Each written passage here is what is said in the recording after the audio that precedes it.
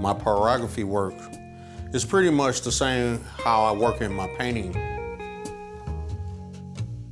In wood burning, it's like I'm working in monochromatic work as well. A sepia tone. And so, likewise, what I try to do is set up strong contrast to make the piece more interesting.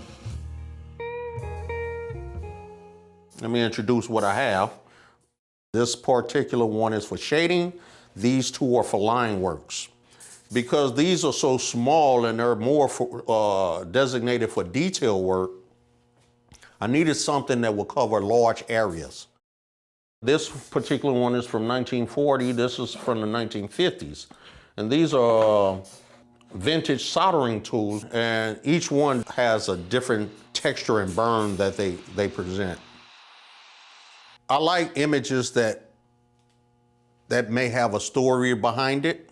And this is an image from circa 1932 Mississippi. It's a young man drinking from a water spout. I sketch it out on the wood first. I like to use a couple of different types of wood. The best woods to burn on are softer woods. This particular wood is a sand ply. I use birch, and I also use basswood and pine. I try to burn deep and hard, so it lasts a lot longer. And sometimes I can improvise. I have to be a little more deliberate with the wood burning as opposed to the painting. I have to know exactly what I want because there's no going back.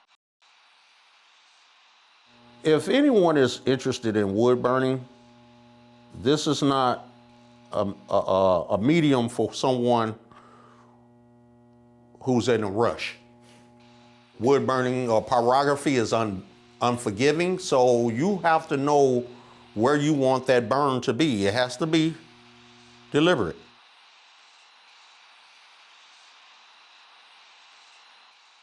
Sometimes, there's a piece that I start on and, I had one idea for it and it might change to a whole another direction.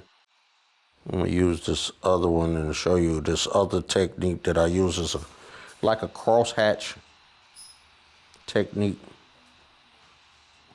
Now this one right here that I'm using a solid tip burner on this, what I'm using now.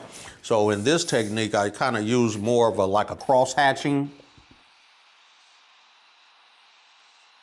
This is the one I use to primarily do a lot of my detail shadings, my detail work. I can talk to everybody when it comes to art.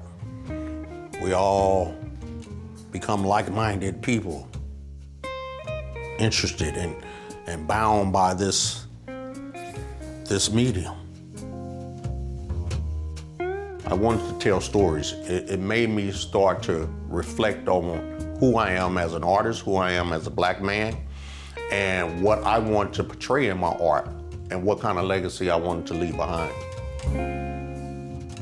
Art is needed in the world. And when you take it away, you got all this craziness.